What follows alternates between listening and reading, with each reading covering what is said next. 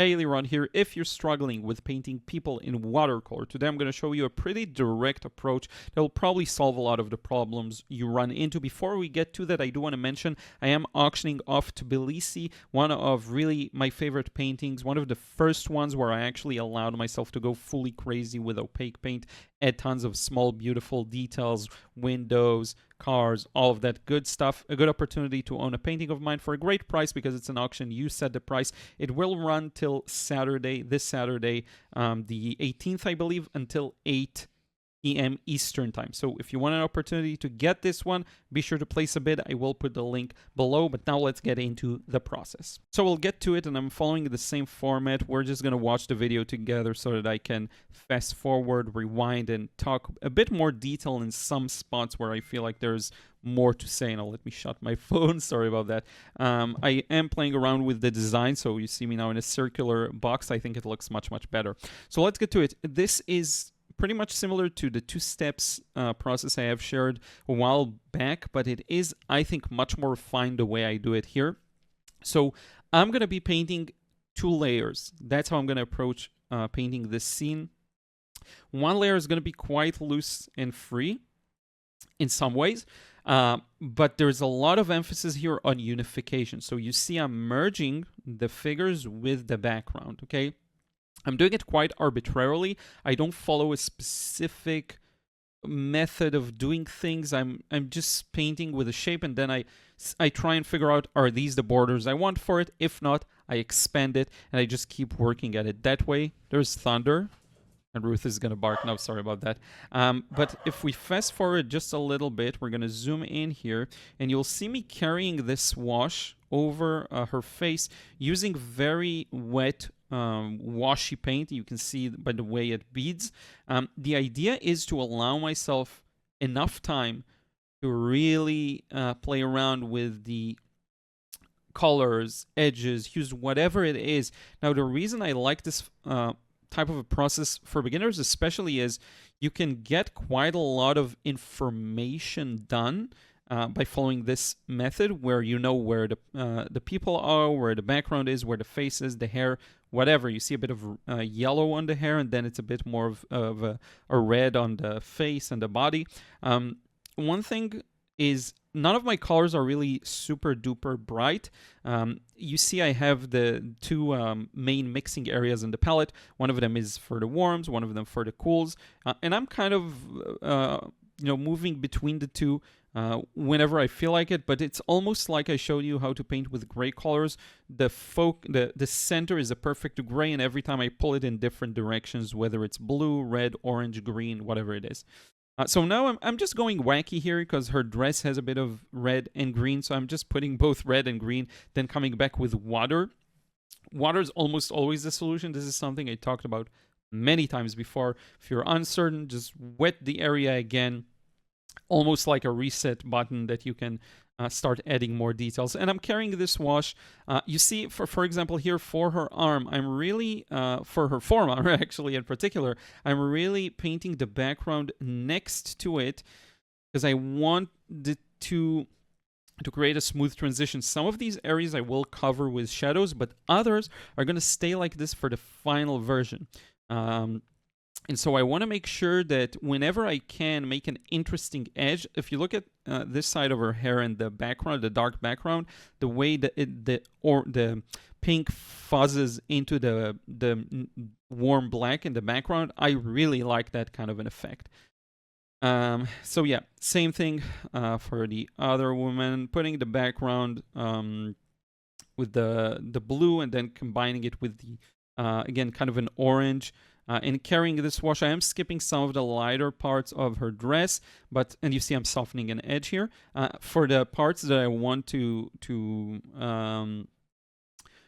just stay pretty much white, you can later on come back and add some of the mid values, but for now I do want a relatively clear distinction if it makes sense. So for example, on the left, I didn't put almost any highlights, but on the right the highlights feel a little stronger, so I did end up including them. The highlights on the left are going to show, on the figure on the left, are going to show by adding the shadows in. I love this gray, and I feel like this gray captures really well the colors of her dress. There's a lot of nuances. There are a lot of vagueness. It's a gray, and then there's a warm. I tried capturing it all. This is, by the way, a photo I took years, I think, from 2019, if I'm not mistaken, so it's been a while. But I, once in a while, I'll look back and find something useful that I want to paint. Okay, now this is fully dried. I allowed it to dry, used a bit of a hairdryer just near the end, but for the most part, I let it dry naturally. And what you'll see me do is start establishing the shadows. So I'm starting with the hair in this yellowy dark paint. But the main key feature here is all of that muted purple pink on the face. Purple violet, maybe. That's where a lot of the action and the details are going to show up. So that's the hair. Now for the face, I'm using very wet washes here. It looks, it looks dark, but that's just because there's a lot of water there in the bead. This is very wet paint. To give myself plenty of time. It's gonna rain like crazy. I can see it now. To give myself plenty of time to work with the paint. So now I can bring in her sunglasses and just paint them directly in. Now, interestingly enough, now as I continue to work on the face, I made a couple of mistakes of not leaving the highlights where they needed to be. I know the photo, I blurred a bit the faces. You can't tell who it is anyway, but I just thought I'd blur them anyway. But it's maybe a bit difficult to see, but I messed up the shadows. So what happens here, and I try to soften that edge, and I end up bringing in the nose. That was highly frustrating. So you'll see in a second, I'm just using my tissue to dab out the nose. That can happen. That is okay. So I'm dabbing it out. And then I'm going to come back with a big piece of tissue and just dab out the whole thing because it just didn't feel right. And I'm kind of starting fresh here, refilling the areas. Sometimes you'll just end up doing these things until the image makes sense. And for me, now it makes more sense. Now it looks good. Once I zoom out in a few seconds, you will see from afar, it reads as the face I wanted it to read. And once we're happy with the face, we can start stretching out the shape to her arm. Now, remember, I've been using very wet paint. So this corner there with the paint allowed me to connect to it almost seamlessly. You can see it here. It almost started to dry, but look at what happens once I bring in the paint, and it's as dark as the paint that was already there. That's when you start to get smooth transitions, even though you waited for a couple of moments. So I'm filling in the shape, but then I'm coming back. Let me show you. Filling in that shape. I'm going to go ahead with the brush, get that sharp edge there. And then to show the roundness of the arm, I'm coming back with just a bit of wet water with just a bit of paint in it, and I'm kind of smoothing out that transition there. And I'm already adding that dark background, which is something I like to do. If I can control all of the edges, I will. It's not a must, but for some edges, I feel like it's a good idea to have them controlled right now. And look at how beautiful the result is. In terms of the smooth transitions, right? Very beautiful watery flow feeling. Now I'm continuing with that dress, and I'm just really alternating between greens and reds here, just like I told you. Some parts are green, some parts are red. It's a texture, so instead of trying to mimic the texture to the T, I'm just using both colors, and that's something I'll often do. Getting the strap for the bag there as well. But that's a really good point, I think, in terms of the pattern, right? You can tackle patterns in endless amount of ways, as many ways as there are people, as there are painters. But and the thing, the kind of idea or desire I got here is to just alternate between green and red. One way to show that this pattern creates a gray, because green and red are complementary colors. These are the kinds of things that I can't tell you there was a technique behind. That's the technique of how I mix that paint. That's the technique of how I match the color I see, because there was no technique behind it. There was only the perception of what I'm looking at. And that's one of the biggest points here. Just like all the recent videos, I'm going to say the exact same thing. If you can perceive it fully, you'll be able to paint it. And the way to perceive it is to be there, to actually be there in the moment of painting. Right now, look at the brush, look at the paper, look at what's going on. Not as a method, the method of looking, not as a method, but as just doing the painting process, just being there. By the way, we got a power out. I hope we don't get another one. That's why there's a weird cut in the video. So I'm going to continue the same thing now. The arm on the left has a bit more, to me, it feels a little stronger in terms of the color. So I'm going straight into some beautiful pinks and, you know, whatever, a mix of red, blue, and yellow. I'm freely using all the colors I have on the palette. Sorry, I thought Ruth was crying. I'm using freely all the colors I have on the palette. My favorites here are the sort of cobalt blue, the pretty normal pyrrole scarlet red or cadmium red. You know, I like these combinations. A bit of French ultramarine. The one color I don't have here at all is phthalo blue, and I'm quite happy with it. It gives it a bit more of a subtle color scheme. Phthalo blue is so strong, so dominant, it can really overpower everything else, and sometimes I wish to avoid that. Now I'm adding, if you really squint your eyes, you'll see some areas of the dress within the shadow that are even darker, so I'm just trying to express that. Now anything that doesn't look fully right to you right now is going to be fixed by the addition of more details and the improvement of what you're seeing. See, I'm coming back with a bit of red. It felt a little warm there. And with time, as it dries, you'll see it lighten up. So if I scroll forward a bit, it starts to lighten up a bit. I can come back later on and add some more darks into the dress. Now onto her right arm, I'm using that same cobalt blue with just a black, could be neutral tint, any black, and a bit of yellow and red, and that gives me this beautiful, neutral, cool color.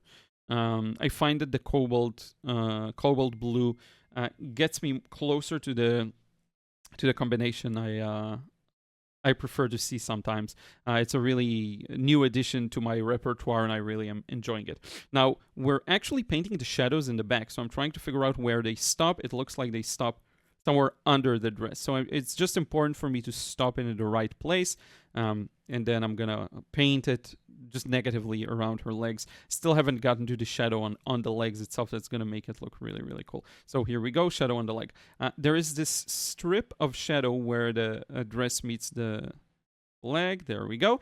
And then a diagonal line. But here's the important part. There is a sharp border between the light and shadow, and then it's soft. You know how I like to do this. I'll pre-wet this area. The water is a little contaminated with paint. That's fine. And come back. I want the red and yellow to be seen here.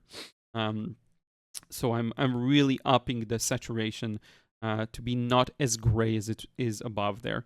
And you'll see, and I like to press the brush all the way onto the paper so I can see how much it widens. I know exactly where it's going to paint. That's another thing I sometimes talk about. But look at how beautiful this color is, how juicy the combination is, even though most of these colors, again, are quite muted.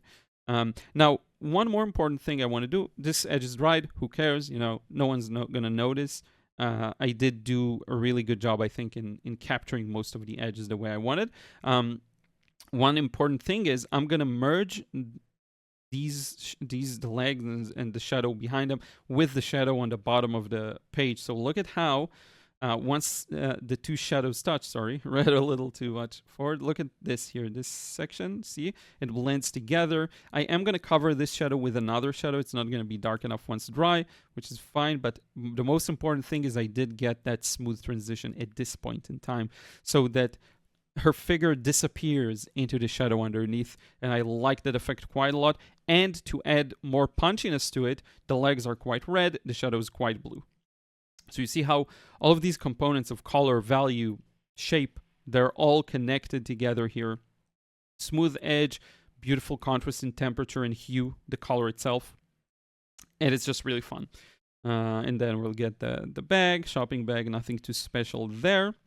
I added a strip of red. I don't know why it felt, once I put it in where her hand is, where her palm is, I felt like putting it into the shadow on the hand as well and lift a bit. I'm going to lift a bit of that shadow that moved too much to the left. I want to lighten it up a bit. Boom, perfect. Again, when you're so in the moment, when you're so into the painting process, all of these things, they just reveal themselves to you.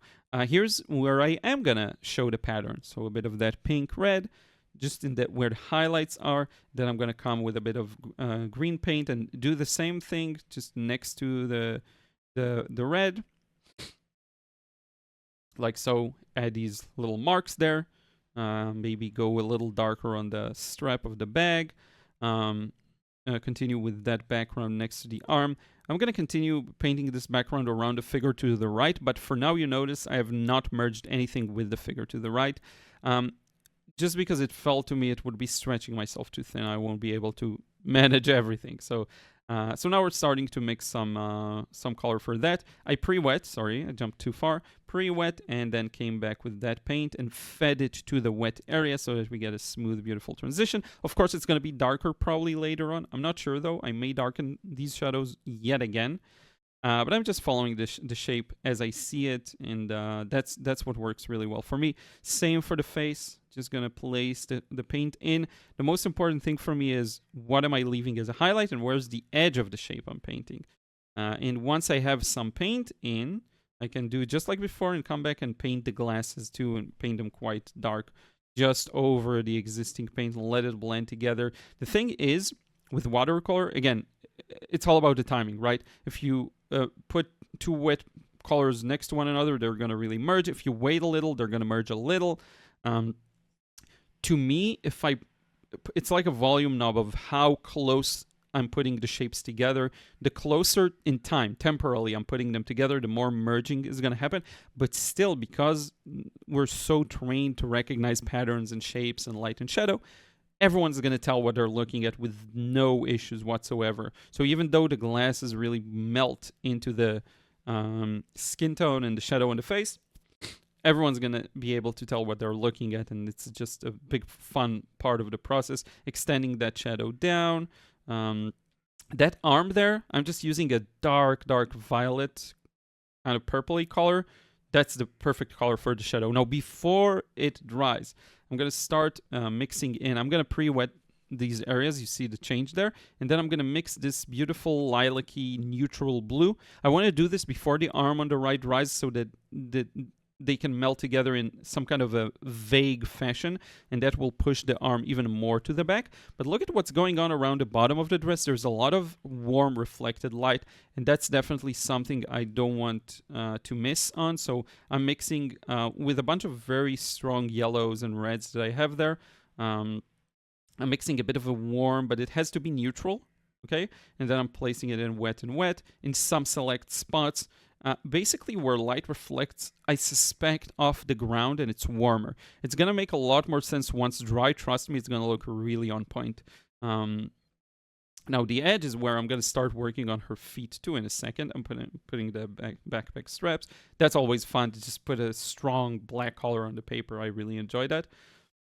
For the legs though, I don't care that edge dried. I'm perfectly fine with that. I'm just going to extend the legs, and that is perfectly okay. Understand, edges are under your control. You decide what kind of transition you want, and it's okay if there's a lot of hard transitions. It's okay if there's a lot of soft transitions. All of that doesn't really matter. At the end of the day, with experience, you learn what works. It's not a mathematic formula, but it's more a matter of taste, feel, and understanding, both on your end as the artist and understanding on the viewer's end. Because no matter what you're going to put on paper, and that's an important point here, no matter what you're going to put on paper, people will interpret it, right? We can make strong interpretations from almost abstract shapes. So of course, if you're going very representational and really trying to match what you're seeing, everyone's going to be able to read it, no problem. The other leg is at an angle because she's stepping forward, so that's more in the shadow. It's these kinds of understandings that make things work more easily. By the way, for the drawing, I did trace it, but you can find the sketch stage. I will put a link below. I will put all the links below also to the painting in auction. I'll remind you near the end of the video. But look at how, without almost us noticing, we have this beautiful scene that reads three-dimensionally. Once we add the dark shadows behind, it's going to read even better. And it's just a lot of great fun. So you see me now editing as I'm going along. I'm putting a color. I'm thinking, okay, it's too green. Let's bring in a bit of blue and a bit of red. I'm editing it on the fly. That's how I like to do it. I find that That's what works really well for me in a lot of processes. It's a matter of mood as well. The thing is, you go and explore and find what works for you. I almost benefit from being pushed into the water and just having to swim in that regard. So if we'll continue with the background, I'm introducing a bit of warmth there, which is going to work really nicely because the green and red, once again, are complementary colors. So we'll get this beautiful smooth transition there. Here I'm starting to mix blue, and then I figured I actually really like the warm feeling next to the hair because it looks like it's almost radiating light. So I went back to the warmth and just continuing this wash pretty much as I see fit. You know, I recognize some blues. I completely got rid of the people in the background. Don't really care about that. I'm going to stop that shadow of the background where it ends. And look at what I'm going to do. I'm darkening that shopping bag, whatever it is. Darkening it while it's connected to the background. It adds a fuzziness to it, which I really like. And some more redness on the hand. Really close to the end of this process. This is mostly done. Already you can tell there's depth to it. There's value. There's just a lot of, I think, beauty to this scene. I'm going to add that dark background around her. Again, I see a black, I put a black. I see a warm, I put a warm. Yellow, I see a blue, I'm going to put a blue there. This is the strongest version of that cobalt blue. It's a mix. It's not just a cobalt. But yeah, and I let it all melt together. Kind of moving down now. This is a fun part. You see me, there's this thing, whatever it is on the ground, and I'm painting around it. I'm losing some of the highlight, but that's fine. Look at the feel of there's something stuck to the ground, and then it casts a shadow. I really like that effect. I really like how it turned out in a very abstract manner, and I'm stretching that same shadow all the way to the left because you can really tell where it is. Now I see there's another woman there. I'm going to put her too, but very direct. There's no pencil lines there, I don't think, or nothing too serious, at least, that indicates where I should paint her. I'm just placing the lines there, placing a foot, connecting it with some shadows, and it's going to read really well as part of the background. And lastly, I pre-wet this section because I want to darken the shadow in the bottom. Now I'm mixing a bluish neutral mix, and I'm going to paint over the existing shadow. That way I get a soft transition there next to her feet. I'm making the shadow darker while not hurting the vague, smooth edges there, which are an important part of the composition here, because I want the focus to go back up. I don't want it to stay down. And we have this beautiful scene. The figure in the front has a bit more gray, I would say, colors to it because of the green and the red. The one on the back has a stronger kind of warm and cool, with a bit of blue and the orange for the body. I find this to work really, really well. This is fully my own interpretation. It's not really me following what is there necessarily. I'm really interpreting it how I see it. And that's one of my favorite ways of doing it, honestly. It's just the painting is the illusion that I myself create. I'm going to add some darks with it inside the shadow of the dress. Look at how it makes the fabric feel like it actually moves around and is affected by her walking, which is ultimately what I'm looking for here, a feeling of believability. Right? Now I'm going to add a few small highlights that I am seeing. Nothing too important here, actually. But especially here on the neck, that was important. And a bit of redness, warmth there to the arm. That's just the part I missed from earlier. And the shadow on the hand. I could have done that shadow better, but I think it works in the grand scheme of things. I blocked some area that I shouldn't. I think I'm doing it right now. Should have left that highlight to the finger in the bottom, but I'm just kind of covered it up. But that's fine. Darkening that shadow once again. It looks a little darker. Actually, while it was drying, I looked at it and figured, oh, it needs to be a little darker. So I did. Sometimes the insights I gain is while the paint dries. I'm kind of looking at it and figuring out what's missing. One thing to understand is you decide. It's your world. You're the artist. You decide how things are going to look. You have the power. And so there's no real right or wrong here. It's just whatever you decide it's going to be. And that's really important because people seem to search for the path instead of just making it. You know, you'll make the path no matter what you do. You don't have to look for it. And look at how nicely her face on the right there worked out, I think, really, really well. I personally really like this one.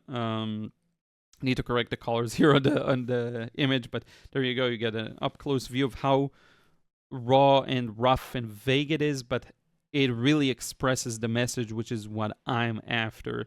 And just couldn't be happier with how this one turned out. I do want to thank you so much for watching, and will remind you I am going to auction off Tbilisi. So if you want an opportunity to own an original, signed, beautiful, I think, painting of mine, there you go. Tons of details. Really went all out on this one. I did a poll on Instagram, and that's the one that people wanted me to auction. It's going to be hard to say goodbye to this one, but I'm sure it will find a good home. So check it out. Auction ends Saturday evening, 8 Eastern time, 8 in the evening Eastern time. I do want to thank you so much. Once again, if you want to follow along, there is the scan of the sketch below. If you want to learn how to paint more like this, more freely, check out the frustration-free watercolor course. Thank you so much. Thank you to everyone who supports me over on Patreon. Could not thank you enough. Means a lot to me. Gives me a lot of encouragement. So if you want to receive credits at the end of the videos, check it out. And I will see you in the next video. Until next time, take care and keep creating.